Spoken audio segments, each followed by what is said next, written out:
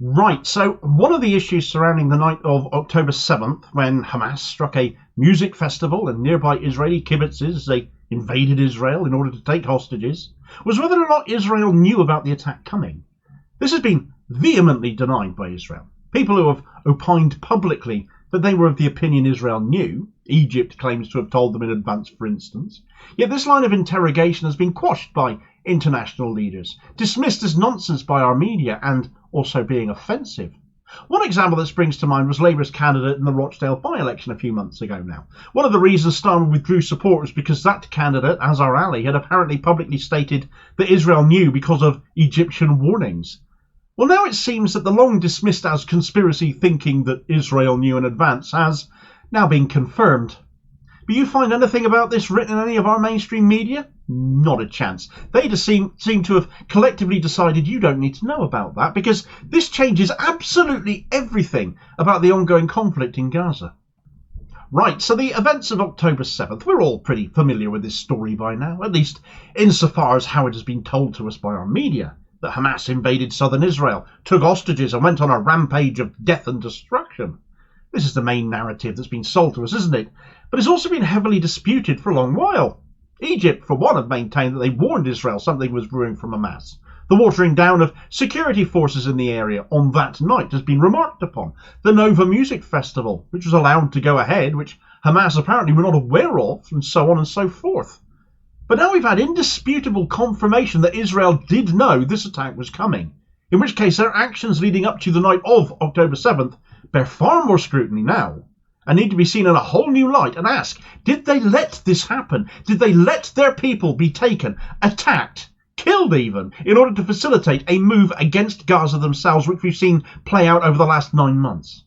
All of this has come to light because of a leaked document, a government leak, as is so often the case when governments are doing something truly awful. When we finally find out what they've been up to, a leak is usually behind it, and a leak has again taken place here. And it shows that Israeli forces knew a strike by Hamas was coming as early as the 19th of September last year, 3 weeks before October 7th. And to give credence to this leak, it was actually reported on Israeli state news on TV by Kan, which is basically the Israeli equivalent of the BBC. The leaked report is called Detailed End-to-End Raid Training, and this was distributed on September 19th, 2023, describing in detail what Hamas units were doing, the exercises they were running through. These included raiding military posts and the kibbutzim, and maintaining the hostages in the Gaza Strip afterwards, after they'd been taken. It also detailed the intention to take somewhere between 200 and 250 hostages, which is very close, obviously, to the 251 who were actually taken. Here's an excerpt from Israeli paper Haaretz's coverage. According to a Monday night report presented by Israel's public broadcaster Kan, the document, which is based on information from Military Intelligence 8200's unit, began circulating on September 19th, less than 3 weeks before the October 7th massacre. The unnamed sources who provided Kan with the document also claim its contents were brought to the attention of at least some senior intelligence officials, but apparently ignored. The memo highlights the extent to which the IDF's Gaza division was aware of a potential attack on Israel's southern border communities. The document, titled Detailed End-to-End Raid Training, goes into startling detail, beginning with a description of a series of exercises conducted by Hamas's elite Nukba units in the weeks prior to its publication. At 11 a.m, several companies were observed converging at the beginning of the training sessions, not before prayer and lunch, the memo recounts. At 12 p.m, equipment and weapons were distributed to the terrorists, and then an exercise at the company's headquarters took place. At 2 p.m, the raid began. According to the document, the Nukba units were given an order that was highlighted, search the area when you leave and leave no documents behind. Kan also reported that Hamas commandos practiced infiltrating a mock IDF outpost, simulating bases on the Gaza border. The exercise was carried out by 4 companies from the terror group, with each assigned a different outpost.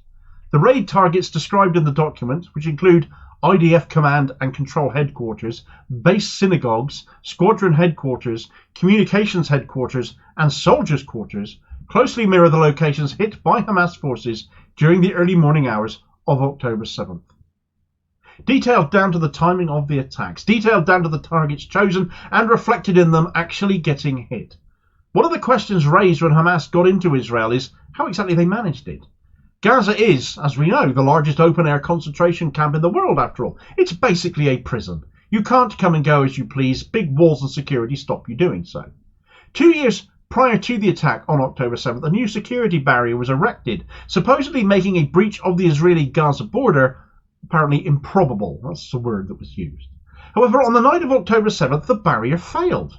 And even an outlet as pro-Israeli government as the Jerusalem Post has described this as an intelligence and security oversight. The question now is, was it really an oversight, though? Another aspect of this is the Nova Music Festival. If this strike was known about, and known about in the detail that it was, according to this leak, why was that music festival allowed to still go ahead? Was this Israeli arrogance that Hamas couldn't possibly manage this? Or was it more a case of put even more people in front of them that they can potentially take? Is it still unreasonable to think in those terms now that we know what Israeli security knew about and yet permitted anyway, or seemingly ignored?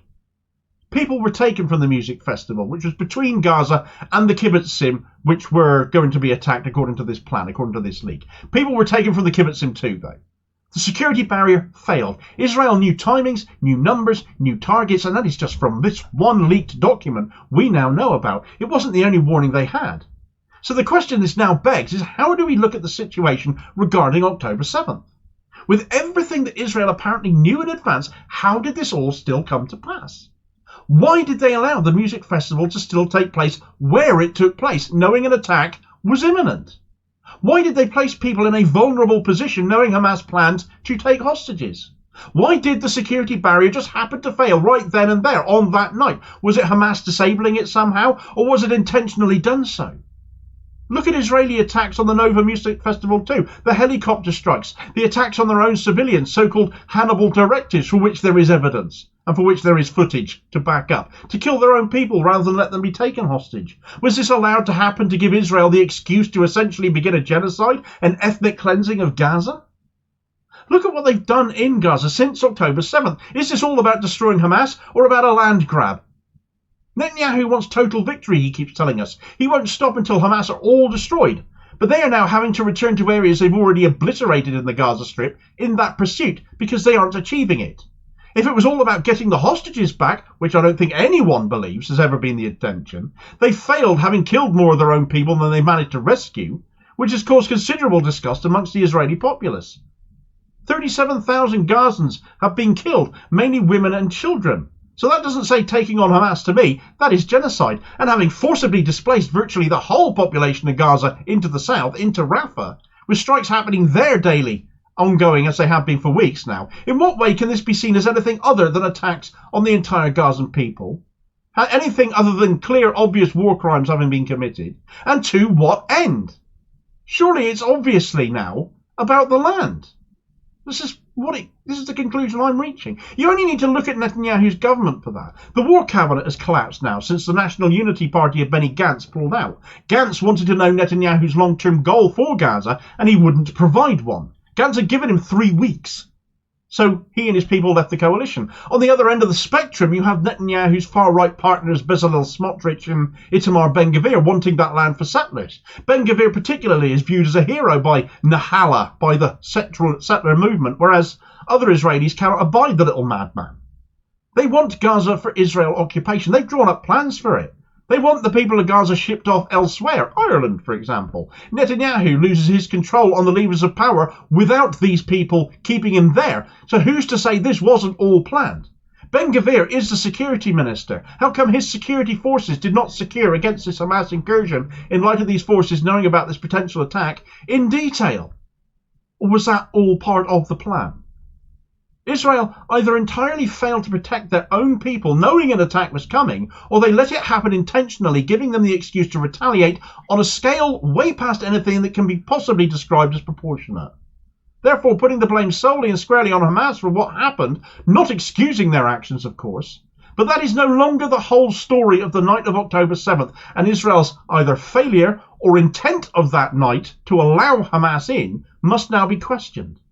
Why our media here in the UK are completely ignoring this blanket ban, except amongst independent media outlets, and not asking these questions is showing an appalling bias towards keeping the narrative where it is already, calling into question the closeness between the mainstream media and the government, still as vociferously pro-Israel as ever.